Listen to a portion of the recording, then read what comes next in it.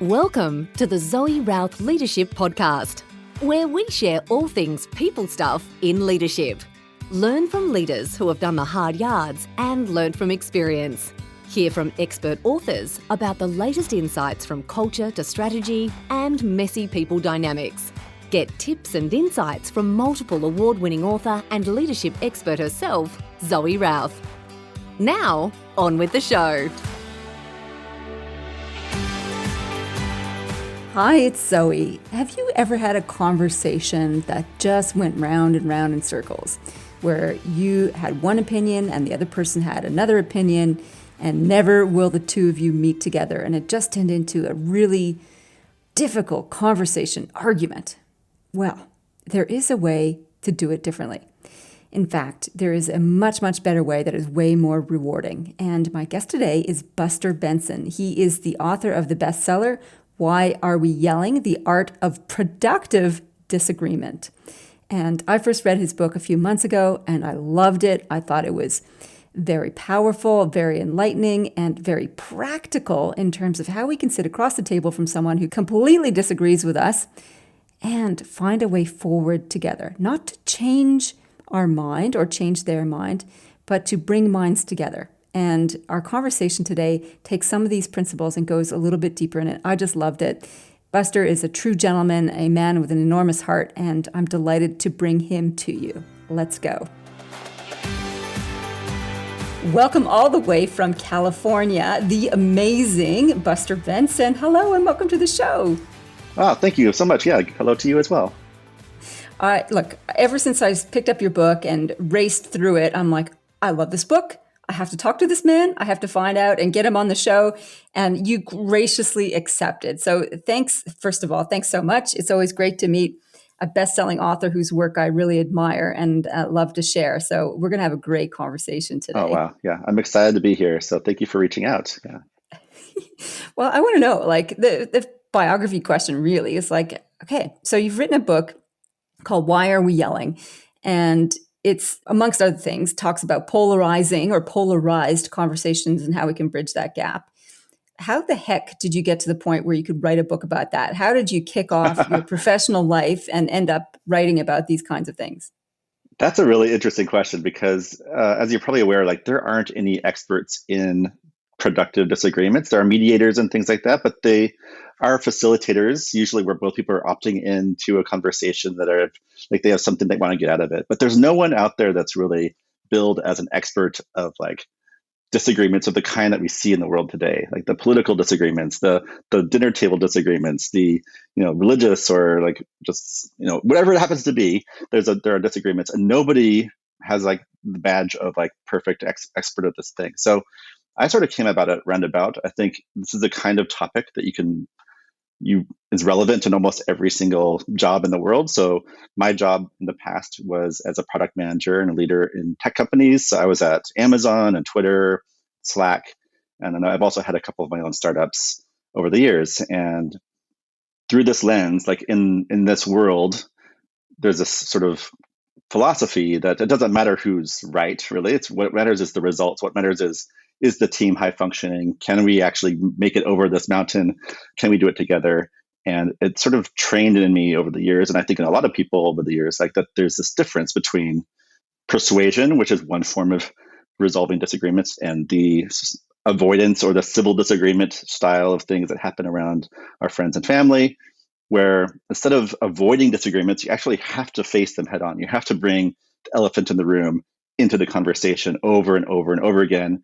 And your goal as a leader or as a manager is not to come with the right idea and say, like, this is what we're doing and let's go. It's oftentimes to find the best plan from the group and to bring out the best in the people.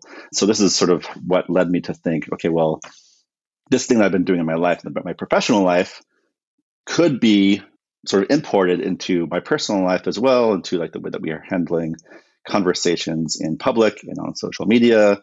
And so that was the thesis I had. And after several years of sort of refining it and trying to think of like, how do I actually do this? That's probably where I found that I had this idea, and it was not something that hadn't been written about in books out there already.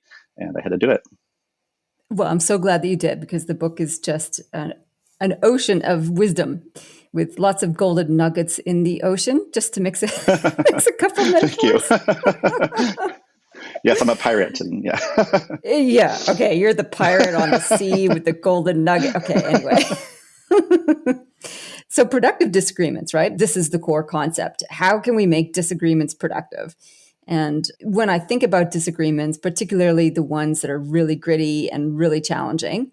So I was sharing before we hit record that last night I ran a webcast with my Amplifiers group, which is a group of CEOs, managing directors from diverse sectors. And we were discussing the core concepts of your book. Everybody got a copy of the book, loved it, and everybody found the conversation amazing. And the whole idea of disagreements being productive is inspiring and hopeful in the first place. And the kinds of conversations, like I got them all to think about what kind of conversations do you find really difficult where you are anchored in your point of view and somebody else is anchored in theirs and you just keep grinding the gears.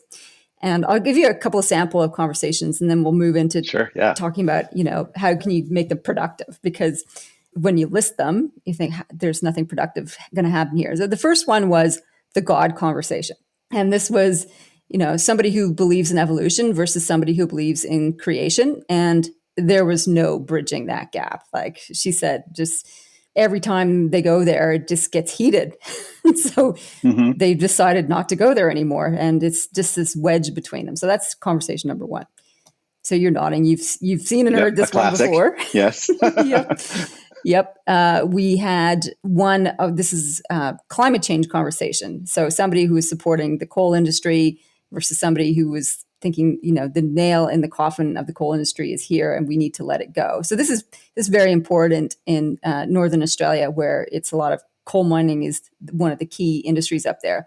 And shutting down coal mining is going to mean the end of communities unless something else is portrayed. So they were at each other's throats apparently in this conversation.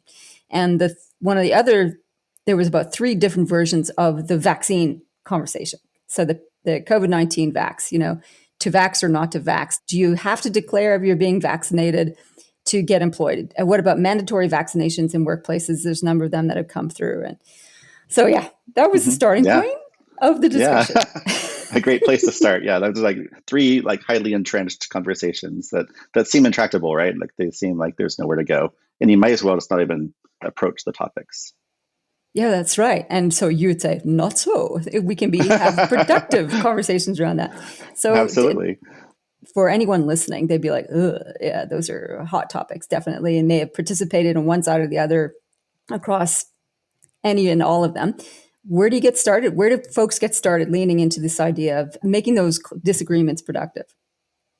Yeah, I mean, this is one of the simplest mind shifts that make a big difference very early on is like, why do I want to have this conversation with this person? Who is this person to me? Are they important to me? Like, what can I learn from them? And if you actually do want to learn from them, then the topic no longer becomes, we go into these things with our shield up and our sword drawn, and we're like, how do I change their mind? And that's bound to fail. We've seen it. We just know that it's going to fail. It's going to fail. But if you go into the conversation thinking like, what can I learn from this person? What do they know that might help inform my perspective, make my position stronger, actually? What might make me more skilled at conversing with people like them? And you can ask them, like, what do people like me get wrong about you? And that's already a question that opens up, a wide open field of things that they're probably very willing to tell you. And also, it's like the gold, it is the gold nugget in this person that you can't see, right? Because they're talking to you, and then you're a brick wall to them, just like they're a brick wall to you. But here's a way to say, like, okay, well, tell me something that I don't know. Tell me something that, we get wrong. And that will be like this open conversation. You're not trying to lead them on. You're not trying to trap them. It's actually being curious about them. And they might actually warm up to you a little bit and maybe ask you a question. And so that's the first step, is to think about like, where's the goodwill level in this conversation? And if it's really low, the first task is always, how do I increase the goodwill? Because no one's going to ever change their mind, much less talk to you or consider your opinion important, unless they care about you in some level. And that's the first important thing to do, is help this relationship get to the point where you actually do care about each other. Yeah, I think that's a really important filter to put on the lens at first. Do I care? If you don't care, don't go there. Yeah, if you don't care, yes, it's futile. If you're just trying to bop Yeah, them on the head with something, you could do that, but it's not going to be very enjoyable for either of you. So yeah, absolutely. I think that's a really good first filter. I love that question that you just threw out there, which is, what do people like me get wrong about you? Wow. And that takes some bunch of humility to ask that particular question, doesn't it? I mean, it does, but it also doesn't take any expertise. It doesn't take any preparation. You don't have to be, an expert on the topic. You can actually just walk up to anyone and ask this question. And it's really just like opening a door to them, saying, okay, help me see you better. And who doesn't love that? So I think, yeah, that's an easy way to start. And maybe it does require some humility because they might, if they are recently like have their spikes up, they might bash on you a little bit. You're like, oh, you think this, you think that, blah blah blah. But again, there might be a nugget in there that you can find that's valuable. I think that's an interesting observation too, because the conversations in the zeitgeist do evolve, and some positions are unpopular, and people tend to hide out, hackles up, as you say, because they're in the minority in terms of their point of view, and that might not have been the case 20 years ago, 50 years ago, and so there is changing conversation around that. Like you say up front, the goal is never to want to change somebody's mind. And I think You can that's want also it. you can want to. You Yeah, might that's not. true. That's one of the hardest things to do at first, of course. But yeah, I would say it shouldn't be your top priority. Yeah. It shouldn't be your top priority. Should it be a priority at all in the hierarchy of priorities, the goal to change someone's mind? I think it is okay as long as you include yourself in that. As long as you're saying like, I want to change your mind and I want you to change my mind. Because most of the time what ends up happening is you both sort of reach a third point somewhere. That's not necessarily a 180, but more like a broadened opinion or a broadened picture of the world. And that means you have to be willing to change your mind too. So if you're willing to change your mind, you're willing to change your perspective on something, and you are eager for this, you actually are excited about it, why not want that other person to do that too? Why not want everyone to sort of have a bigger picture of the world that includes you? Sometimes my only goal is to help them see people like me as not as evil as they currently do. To think that maybe not all liberals or progressives or whoever, how they label me, are bad or evil or like, just terrible people. So I think that is a desire to change their mind on some level, but it's not necessarily a desire for concession of defeat on their position. I think this is really challenging for people, particularly if they're that attached to their point of view. So I'm channeling now the climate change conversation, say, for example, those who are avid that climate science is showing that the world is heating up and it's all doom and gloom. And anybody who is a climate change denier is putting the world under threat. And so they have a zealot-like mission to prove those people wrong, and therefore to change their mind or at least discredit them. And I think it comes back, maybe I'm answering my own question as we talk here. It kind of comes back to the first principle. Do you care about the other human? And are you willing to broaden your opinion? Yeah. And how entrenched are you? If you're super entrenched in your position, that's also not a great place to be. Ideally, you should be able to understand the other side's perspectives enough to make it believable to you that they're not just this dehumanized straw man of an argument. They're an actual human, and you can see that. And if you can't see that, then you have blinders on to a certain extent. So yeah, I think that's one way to think about it. Is if you are entrenched so much that you just want to hurt people on the other side, that's an area to focus on. That's an area where you could probably think about, like, what will it take for me to understand people that are actually human, that actually are complex people, that deserve caring, that have had difficult lives like I have, and so I can see them as a peer, as a companion in life, and not as an enemy. That takes a lot of emotional maturity to get there, right? And Yes. I was curious about your opinion around how much people's opinions are integrated into their sense of identity, and how do you see that? Do you see that? And how do you help them tease those things apart? Yes, I think oftentimes when we are the most entrenched in our beliefs that are the ones that are most core to our identity. So the things that somehow equate to us belonging in a group or in a community or in a demographic or in a sort of any kind of like belongingness that makes me a part of something that I value. If they've been poked at a lot and you haven't gotten much exposure to the other perspectives, they're going to be really sort of rigid beliefs. So the three that you mentioned, like God, vaccines, and climate change, those are all things where like their livelihoods are at stake. Their communities are at stake, and those are the things that, like, from our deepest parts of our brains, make us leap into survival instincts, to leap into fight or flight immediately because we feel threatened at a physical level. So yeah, those are hard to get to, but they're also these doorways where you can actually use this sensitivity, like you're extra sensitive about this thing, as a doorway into sort of unpacking it and sort of understanding, like, okay, well, where did this come from? How did I develop this? Like, what are my own blind spots? So they can be used as material. But yeah, there has to be this shift from like having all the heckles raised to actually looking at your heckles and saying, like, where did these heckles come from? Do they need to be there? Is my livelihood really at stake? Am I going to, like, what's going to happen to me if I can't make progress on this belief? Oh, I think that's a really useful, powerful question. What's going to happen to me if I can't make progress with this belief? Ugh.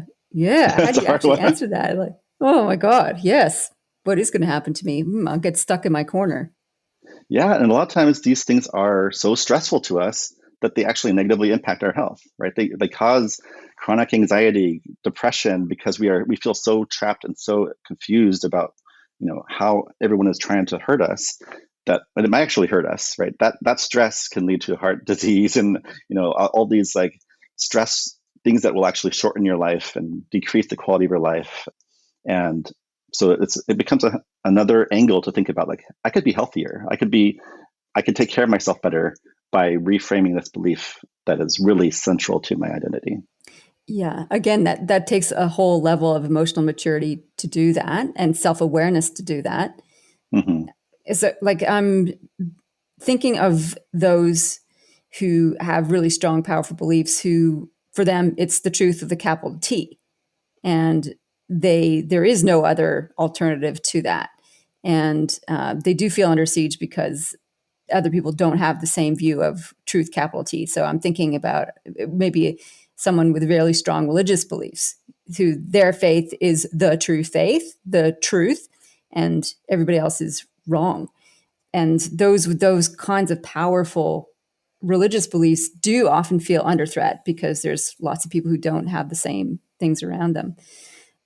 And yeah, so as leaders, then I want to test your thoughts on this too. How do we create a space for all those conversations to help people feel safe to actually say, "Hey, I'm feeling attacked by everybody else because I have different beliefs." And as you think about answering that, one of the conversations that came up last night was a conversation about inclusion. And the conversation in the workplace was we have diversity and inclusion policies to be supportive of LGBTQI people. And another part of the community is like, I really disagree with that principle because of my religious faith. And in being inclusive of LGBTQIQ, we create exclusion for those who have different beliefs. It's like, Mm-hmm. it's Mm-hmm. inclusion with exceptions. So as leaders, how do we actually hold the space to navigate all that? Wow. Yeah. There are so many different ways that can play out, right? I think I would probably, so generally when I approach a difficult topic, I like to find particular people, because when you think about the abstracts, you think about gender and diversity and inclusion and racism and sexism and all these things, it's very easy to create an imaginary enemy that is a group, right?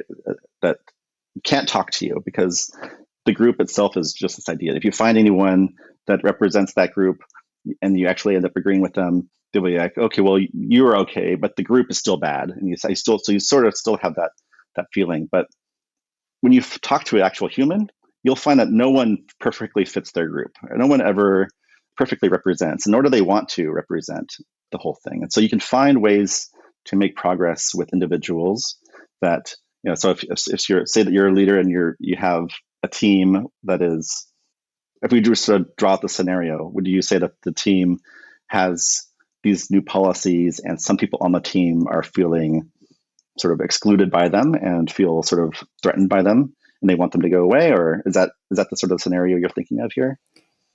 Yeah. So there's an organizational policy, and a strong part of more than half of the executive team think, good, this is a good policy. It's inclusive, it's progressive, etc. And then there's one person, maybe two people on the executive are like, this is a terrible policy. And the fact that you guys support it, you don't consider our point of view, I don't feel included or seen at all. And it's kind of like, it's the blind spot. This is the progressive blind spot. And progressivism sits on the platform of inclusion, and everybody's equal. Everyone is welcome, except for those who don't agree with us. Yeah, well, that's sort of the wedge then, right? Is like, okay, you are feeling unseen. You feel like we're not listening to you. Like, let's have that conversation. Let's include your perspectives in this. So what are the things that you think are happening? Where do these beliefs come from? Like, sort of tell us some stories about, like, why you think this is important to you. Tell us about people that you admire that have these beliefs. And so we help us, like, sort of understand your perspective, because it is sort of hypocritical to exclude people. I mean, it is this is eventually where a lot of these conversations go, is like, do you tolerate the people that don't, intolerant people? And I think you should. I think it's important to admit that there are intolerant people in the world, and they are not going anywhere.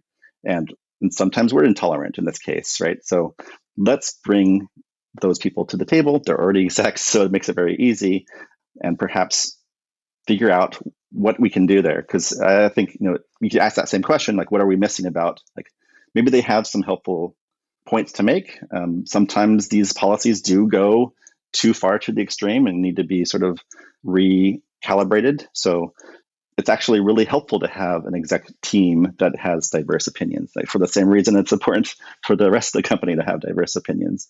Yeah, I think there is no way to live in a world where people all agree about everything. So the best thing to do is to figure out, like, we're a team. Let's assume that we're all going to be here for a year and we have to learn to work together. Let's understand each other. So even if we disagree, we can smile at each other and, consider each other humans and peers that deserve caring. And because we're actually running this company, there's a lot on our shoulders. We have to get some work done. So let's do that together. We both want to do that. So let's do that. I think it just takes an incredible amount of emotional courage to do this kind of work. And if I have a colleague sitting across from me, and I know through their beliefs that they see me as a wrong human, my humanness is wrong, or aspects of my humanness is wrong in their eyes, it's like, it's really hard to just take a deep breath and go, tell me about that. When I epitomize for them something that is wrong. And what do you think is the work that the individual has to do to get to that point, to be so emotionally strong, to sit with somebody who sees us personally as wrong, incorrect? If you want to put religious language on it, then that's also, damned, etc. How do you sit with that and show up and be genuine in wanting to know more? Yeah, I think the question is, how do you see them? Right? Like, so if they see you as less than human, less than worthy of, their company, if you also see them that way, then that's a good place to start. It's like, what? Because clearly they are a human, and they like, if they were going to die of cancer tomorrow, you didn't care at all, that would be sort of a worrisome thing to have sort of on your own shoulders. So I think the first thing to ask is not only to see yourself from their eyes, but to see them through your eyes, and to admit when you're also doing the thing that they are doing to you. So again, it's like this feeling that it's very easy to walk into a room and be like, how much goodwill is there between us right now? And you can calibrate really quickly and say, like, actually, there is no goodwill between us. And you don't even have to consult them. You can sort of tell.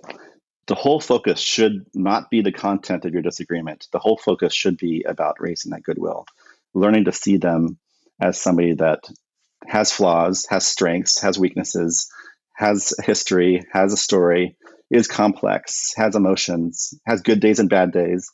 And that's work that you can do. And it's actually really rewarding work, because when you're walking into rooms and you're seeing people that actually make your anxiety spike all the time, that's really unpleasant.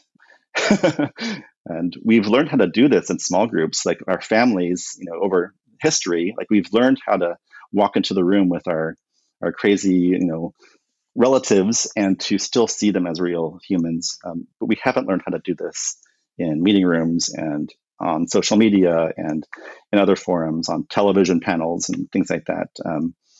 So, that's a lifetime of work in itself, is to just practice this feeling of like, oh yeah, I don't need to project my ideas onto people that disagree with me. I would rather dispel that by seeing the real human behind that, because not only does it make your life more meaningful, it makes your day better because you're not stressed all the time, but it's going to be the thing that eventually leads you to understanding what's happening and having that conversation that you need to do. That was just beautiful. I feel like crying just listening to that. It's just so lovely. Walking into a room and assessing how much goodwill is there, and really leading with love. That's the work. And I think the other distinction you made, which I think is worth highlighting, is the work isn't about the content. The work is about how much goodwill is there. So it almost makes me I wanted to dive into what about this vaccine stuff? What do you think? Is there hope in the conversation? Well, I don't know. Throw that conversation out the door and focus on goodwill. Yeah, it's a thing we all sort of intuitively know how to do. These are sort of like these lost arts that we have as a species, as a community, that we know how to do. And it doesn't take a whole lot of training or anything. It just takes us to shift our mindset from like, okay, well, we're going to shift from this warlike mentality to one about a family mentality, or the campfire mentality, or the siblings mentality, like whatever it is that sort of helps you place yourself into that framing. And yeah, I can't tell you, it's so much. Like, one of the things that I like to say is that, disagreements don't have to be dreadful and awful.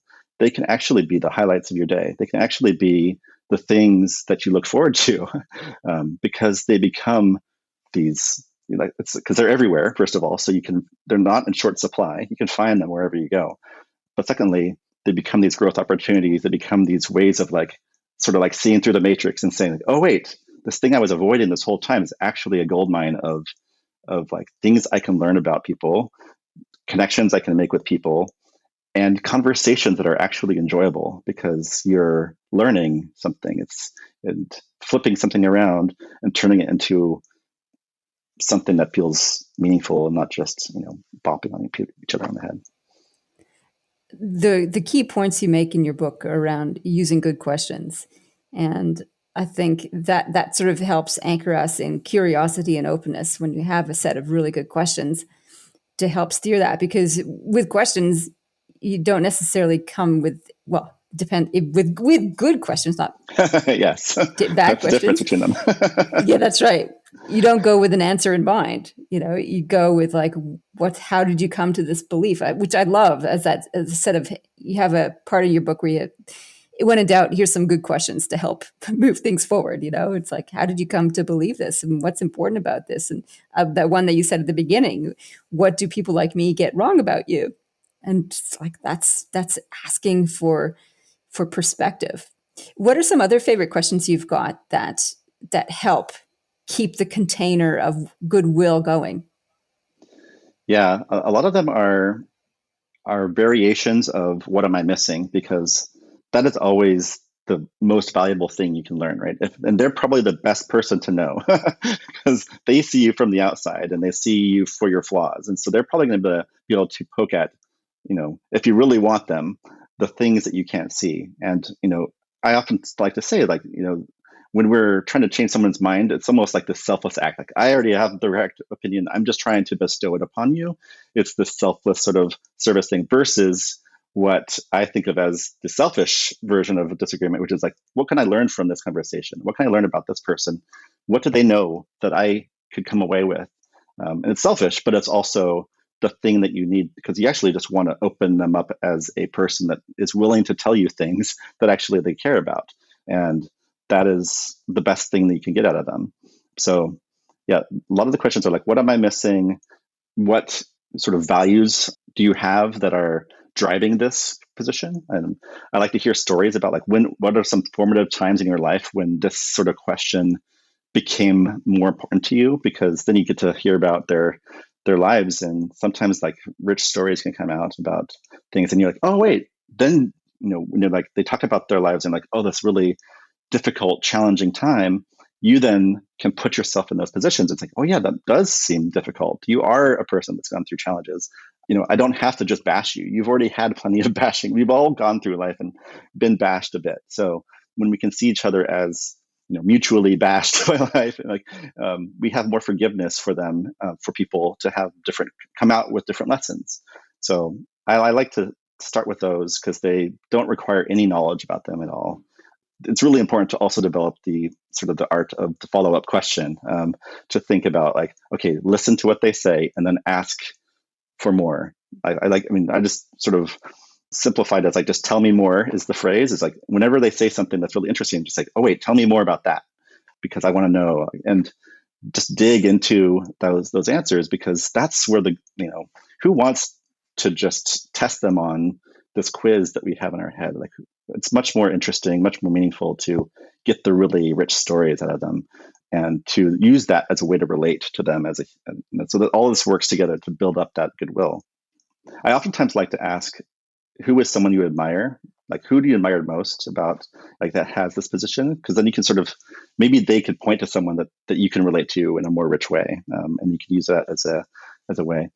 So that's like the open-ended questions about the past. So like these are easy to answer from the other person's perspective. And then there's the harder ones, which I think are also useful, which are things like, okay, well, let's assume that if this happened, or assume the state of the world exists, like what is going to happen in the future as a result?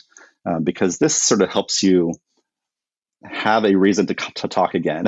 First of all, like you could say like, okay, well, you don't get vaccinated. I do. What is going to happen if you get sick? What is going to happen if I get sick? What is going to happen to our state or our county, our neighborhood, our school, or like, and they might say like, well, nothing's going to happen. Everyone's going to be fine. We're all going to be back at work, and you can, okay, well, that's a good prediction. And like, if I thought that was going to happen, I might be less worried about it too. Right. So you could start to reverse engineer their beliefs from what they think is going to happen, because that's usually what we're trying to do anyway. Is I want everyone to be vaccinated because I want my kids to go to school and I want to be able to go to work, and these things. Get them out of the house. Get those damn kids out, back to school. God damn it. Yeah, and so that's part of my why it's so important to me, is because it affects my day to day. But you can do this with them too, and then. The great thing about this is that most likely, if you share your perspective and your prediction about the future too, you have these two stories about what's going to happen. And most likely, you're both going to be wrong on some level. And you can then talk about it in the future and be like, okay, well, I was overconfident and you were, over risk averse or whatever. But this is what actually happened. How could we use what actually happened to update our next prediction about what's going to happen? Because then you can actually learn something as a predictor of the future and get better at that mutually, no matter what happens. Like if they're right and you're wrong, that's also great, because now you have someone there that might help you become a better predictor of the future from there. So I like to use this in a business context. Yeah. It's totally genius. Well, personal and business context, I love that. So, if the world continues, if we maintain these beliefs, and what do you think is going to happen based on this belief and the actions that you're going to take? And we explore that, because I think that's at the source of, example, the vaccination story. And in the conversations last night about the mandatory vaccines in the workplace. Some people are resisting it because they don't trust the government.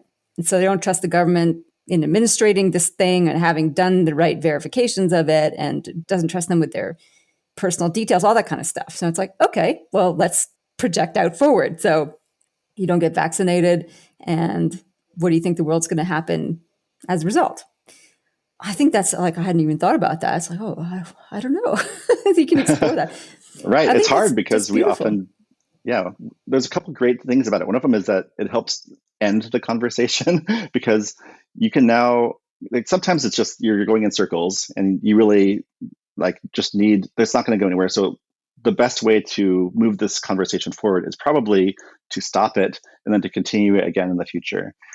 So this is a good way of saying, like, okay, let's make sure everyone is heard. Let's make sure that everyone can sort of get their predictions in. Because if you do this in a planning meeting or a strategy meeting at work or a hiring meeting or something, everyone can be heard, which is great because people like to be heard, and write them down. And this is great because the people that are right aren't necessarily the highest paid people in the room. There might be people that are just right about these things and have been underutilized as wise people in the organization that you can then tap for more of that kind of stuff. And so then third, I just love that no matter what happens, you learn something. You're going to learn about it, something, and that gets rid of this feeling like we're just going in circles, nothing is happening. But it helps you do that. I love it. Yeah. So let's end this. So let's predict the future, and then we'll wait and see, which is good. Yeah, let's just see. This idea of agreeing to disagree. Do you believe that's a useful way of looking at things, or tell me a bit about that? I like it as long as the person pushing it doesn't have more power than the person that doesn't want to do it. I've seen this. I went to Amazon. This was made famous by Bezos a while ago, and I think he got it from somewhere else. But at least in my life, that's where I associate it. And he's often, when it's the CEO, it's like, let's agree to disagree. I think there could be this eye rolling of of course we disagree. I'm just going to now suppress my opinions from now on because you're not going to listen to them. But if it's the report, or the team that's appealing to the CEO, and it's like, okay, I hear your disagreement. Let's agree to disagree and let's see what happens. If you let me do what I want to do, I will be accountable for it in the future. As a leader, that's sort of that's my job here. So let me pay for it. Let me put my neck on the line and we can agree to disagree. I think that's really useful. Of course, it's scary, but I think this is the kind of, if you are right, if things do sort of pan out the way you did, and this is sort of what I find the most challenging and sort of thrilling about working in organizations is, let's test things and see what happens and learn from them. Let me put this forward. I'm not going to try to change your mind right now. I'll try to change your mind after we have more information. I think that's useful. I think it could be overused, though. I think that, it's been often done the other way, which is just a way of saying, let's take this off the table. Let's not talk about this. Yeah, that's right. Shutting it down. Oh, agree to disagree. Yeah. Conversation over. I'm in control anyway. So it's really just, that's not healthy. Agree to disagree. Let's bet on our future and take ownership of that. Yeah. Cool. So you seem to me as a human who has a very enormous heart and is very centered in how you show up and interact with people. How did you get to be that way? And asking you genuinely, because it's not an easy thing to do, is to step into this place of love and compassion. Is there a recipe or a path that you followed to get to there? It's interesting because I think it is this process that sort of helped me shift that way. Because, as I was born, I think I was born as a civil disagreeer. I think I was born conflict avoidant, people pleaser, civil disagreeer. I know I sort of built my identity around that. Being able to get along with everyone was great and actually worked for a while. But it became incredibly frustrating later on in my career when getting along in dysfunctional places just did not feel that great and then feeling powerless in those situations. So that sort of was my aha moment maybe a decade ago, was okay, well, if disagreements can be used as a way to grow, and I don't have to be afraid of them, and I can actually be excited about them, and they're enjoyable, and people like them, And like it's sort of like all these things, it sort of opened this door of like, I'm no longer afraid of conflict in that sense. And if you're not afraid of it, it actually doesn't take as big of a heart as it might seem from the outside. It might not, because the slings and arrows aren't as strong as they seem from the entrenched position's perspective. Most of that damage and most of that pain is self-created with our own anxiety, our own rumination, our own sort of like self-fulfilling prophecies around how things will happen. But when you can start to see people like, okay, well, who is the hardest person for me to see as a human that I can sort of reach out to and learn from, you sort of feel like you have a superpower, because the thing that was the scariest to you is now the thing that's actually the most exciting. And I call it an art, not a science, because there's not a formula to this, but it's a cultivated social ritual / art, I think, that we as a species, as a humanity, like as a race, like we have developed, and we haven't been using it. And to use it just feels natural and great. And it helps diffuse all of the things that, maybe 90% of the things that would previously have caused me strife and anxiety and that kind of stuff. So I don't know if that's like, that might be a confabulation of the past, but there are many times when I felt like that was the case. I think our reflection on the past is always a confabulation. And as long as it's serving us, that's the main thing. And I think if there's ever a good reason to do this kind of work and to be open and curious about perspectives and encourage that, is that it makes us feel better as a starting point. Good. That's a good starting point. We have enough painful things in our lives. That's right. I just want to feel better. Well, here's a way to feel better, let alone the ripple effect of building goodwill and creating productive conversations that can move perspective forward. I just love this conversation. Go ahead. You were going to say something. I'll say one last thing, which is that, I have this image in my head, this sort of metaphor that I think of a lot, which is when we think of disagreements as sort of like these difficult, unpleasant, pointless exercises, we learn to avoid them. We learn to put them in like behind closed doors. Like oftentimes there are these topics that are off limits, they're off the table. You can't bring them up. And slowly our world gets smaller and smaller because we start closing everything off. And we don't even realize we're doing this, whether it's from, changing where we live and which family members we talk to and hang out with, which friends we have, which places we work, which conversations we have with people. Just like it creates this sort of claustrophobic, smaller world. And when we're in this smaller world, it becomes sort of unpleasant. And what I've found, like through talking about this and talking with people over the years, is that it doesn't take much to start opening those doors again.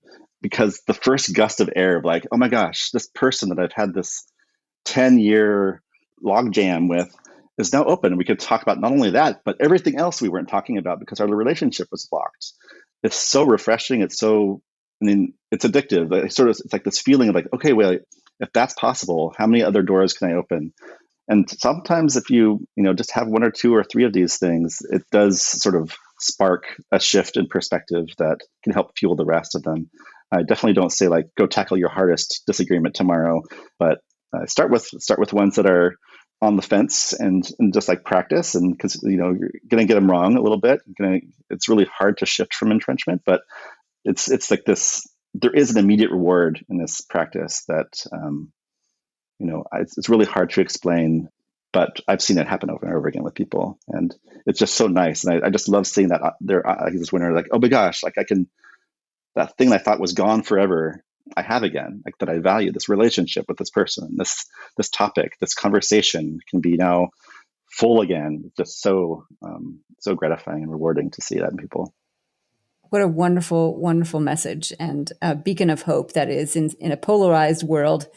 And if we can move beyond entrenchment into exploration, I think that's full credit to your work and the encouragement of loving souls to get out there and look at each other through new eyes. Buster, where can people find out more about you and your work? Well, there's that book, Why Are We Yelling? My website is busterbenson.com, and I'm at Buster on Twitter, which I haven't been using much lately, but sometimes I'm there. But yeah, I'm on the internet. You can easily, I'm everywhere.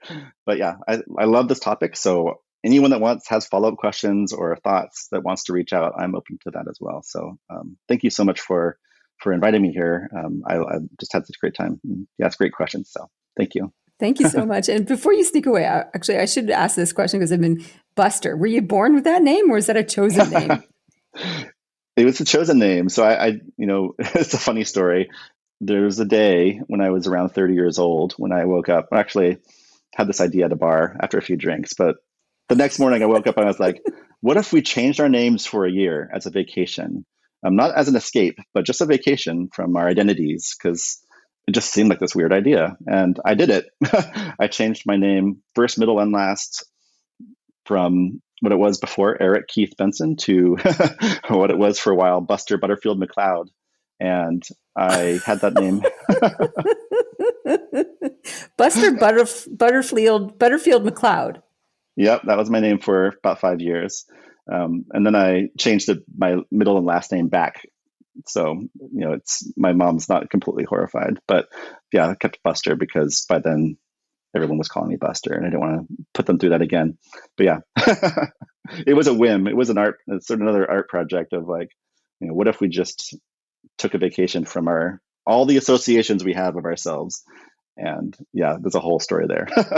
Yeah. Now I'm curious about that. So we might have to do a follow-up podcast at some point exploring that little experiment in identity by dropping our constructs for a year and see what happens. Yeah. Yep. I can recommend it, but there are some caveats I would give to people that want to try this.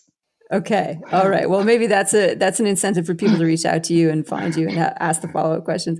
Absolutely. Buster, thank you so much. This has been absolutely delightful. I know it's late. Well, from my eyes, it's late over there in California. It must be closing in on 10 p.m. Oh my goodness, would have been in bed for an hour.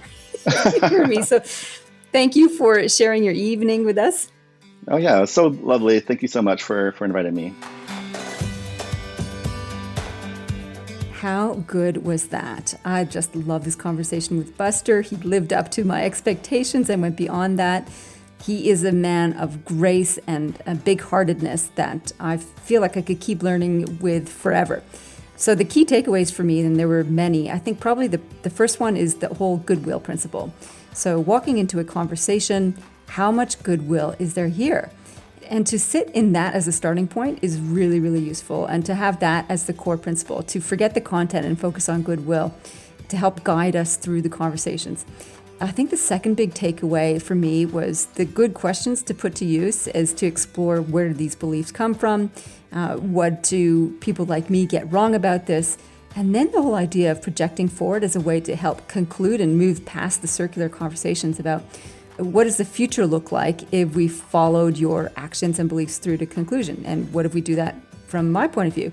And maybe let's check in down the road and see who was right and what can we learn about our beliefs and our principles from that point of view later on. So much richness in here. I completely recommend the book, Why Are We Yelling? It'll be the best book you read on difficult conversations around. Okay, phew, exciting. If you want to expand your point of view, expand your leadership potential, then I encourage you to have a look at our Amplifiers program. It is the gathering place for big thinkers with big hearts who want to make a big difference. It's all about expanding your leadership thinking, being, and doing in the company of like-minded folks. You can have a look at it at our website, zoerouth.com. Click on programs, find Amplifiers, and away you go. Bob's your uncle. I don't know why that expression came up, but there you go. Okay. So in the meantime, live well, lead well.